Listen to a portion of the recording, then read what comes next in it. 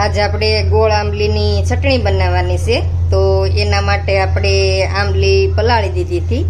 તો આંબલીને આપણે અગાઉ પલાળી દેવાની છે ને આમાં આપણે એના ઠળિયા હોય તો ઈ કાઢી લેવાના છે।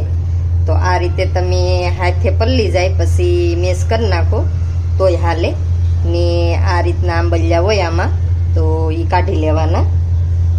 એટલે આપણે મિક્સરમાં પીસવાની છે ને તમે હાથે આ રીતે કરી લો તોય હાલે।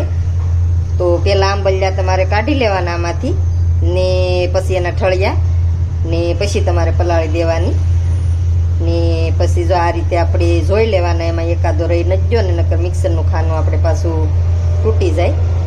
તો આ રીતે આપણે જો આંબલી પલ્લી ગઈ છે તો આપણે મિક્સરનું ખાનું લીધું છે ને એમાં આપણે આ નાખી દેવાની છે।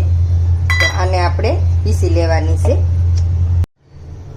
હવે આપણે બાઉલ લીધું છે ને એમાં આપણે ગવણો લઈ લીધો છે। તો આ રીતનો ગવણો ન હોય તો તમારે જાડા થોડાક કાણાવાળી ગવણી હોય તો એ લઈ લેવાની ને આને આપણે આ રીતે ગાળી લેવાનું છે।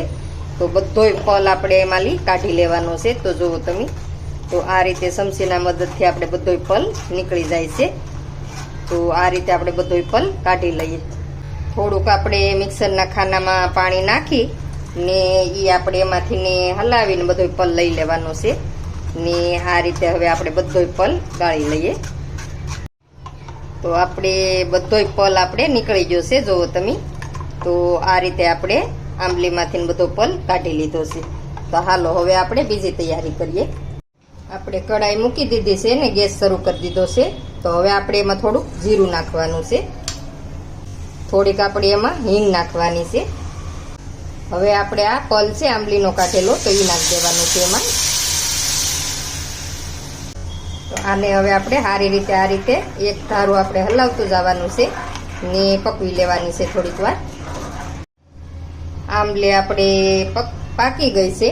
તો આપણે એક વાટકી આપણે ગોળ લીધો છે। તો ગોળને આપણે સમસીની મદદથી આપણે ઝીણો ઝીણો કરી લીધો છે। તો એક વાટકી આપણે ગોળ નાખ્યો છે। તો મોટી વાટકી ગોળ નાખ્યો છે ને એક નાની વાટકી આપણે ખાંડ નાખવાની છે। તો તમારે એકલા ગોળમાં બનાવી હોય તોય બનાવી શકો ને એકલા ખાંડમાં બનાવી હોય તોય બનાવી શકો।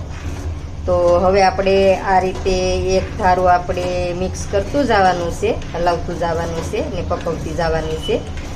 તો ખાંડમાં તમારે બનાવી હોય તોય બનાવી શકો ને એકલા ગોળમાં બનાવી હોય તોય બનાવી શકો ને બે મિક્સમાં હું બનાવું છું આજે। તો આ રીતે આપણે ખાંડ ને ગોળ આપણે ગળી જાય એટલે ત્યાં સુધી થોડીક વાર આપણે પાકવા દઈએ।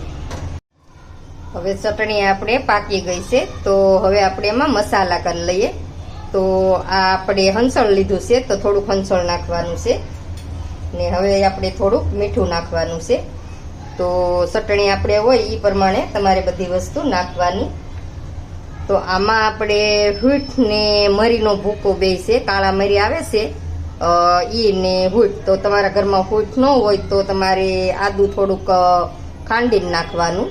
તો આ હું હૂંઠ છે તો હૂંઠનો ભૂકો નાખું છું ને મરીનો ભૂકો છે તો એ બે વસ્તુ નાખવાનું છે ને આ જીરું આપણે શેકીને એનો ભૂકો કરી લીધો છે। તો શેકેલા જીરાનો પાવડર છે તો એ નાખવાનું છે।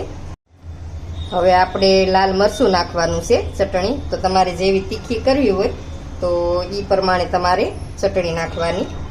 તો બહુ તીખી ન કરવી તો તમારે ઓછી નાખવાની ને આ રીતે આપણે બધોય મસાલો આપણે મિક્સ કરી લઈએ ને પાકવા દઈએ મસાલાને થોડીક વાર એટલે ચટણી સારી પાકી જાય। ને તમારે આછી ચટણી રાખવી હોય તો પાણી વધારે નાખવાનું ને ઘાટી રાખવી હોય તમારે તો પાણી ઓછું નાખવાનું। તો આપણે પલ બનાવ્યો હોય આંબલીનો તો એમાં તમારે પાણી આપણે ઓછું નાખવાનું। તો તમારે ઘાટી ચટણી થાય ને પાણી નખાઈ ગયું હોય વધારે ને ઘાટી કરવી હોય તો તમારે બળવા દેવાની એટલે તમારે ઘાટી થઈ જાય। તો જુઓ તમે તો આ રીતે આપણે આને પાકવા દઈએ। તો આપણે ચટણી બનીને તૈયાર થઈ ગઈ છે। તો જુઓ તમે આપણે બનાવવા મૂકી હતી તો એ કેટલી આસી હતી ને અટાણે જુઓ તમે તો એટલી જાડી થઈ ગઈ છે આપણે। તો આ રીતે આપણે ચટણી બનાવી છે ને હજી આ ઠરશે એટલે હજી થોડીક જાડી થાય। તો આ ચટણી આપણે ગમે એમાં આપણે ખાઈએ છીએ ને મારી રેસીપી તમને સારી લાગતી હોય, મારા વિડીયા, મારા રસોઈના વિડીયા સારા લાગતા હોય તો લાઈક કરી દેજો, પછી શેર કરી દેજો, ને હજી સબસ્ક્રાઈબ ચેનલ ન કરી હોય તો સબસ્ક્રાઈબ કરી લેજો. તો આવા ને આવા વિડીયા તમને જોવા મળશે. ને જુઓ તમે, આ રીતની આપણે ચટણી બનાવી નાખી છે. તો હવે આને આપણે ઠરવા દઈએ. ચટણી આપણી બની ગઈ છે, ખાટી મીઠી મસ્તીની. જુઓ તમે, તો આપણે ઠર્યા પછી એટલી જાડી થઈ ગઈ છે. તો આ ચટણી આપણે સમોસામાં કે ગમે એમાં, તમે વડાપાવમાં, ભજીયામાં, ગમે એમાં ખાઈ શકો. તો આ રીતે બનાવીને તમે ટોકે કરી શકો. તો તમારે સારી બોટલ હોય એ સારી ધોઈને બોટલમાં ભરી લેવાની ને મૂકી દેવાની. તો આ ઘડીકમાં બગડે નહીં, સારી રહે. ને આ રીતે બનાવીને ટ્રાય મારજો. ને મારા વિડીયો ગમતા હોય તો લાઈક, શેર ને સબસ્ક્રાઈબ કરવાનું નહીં ભૂલતા.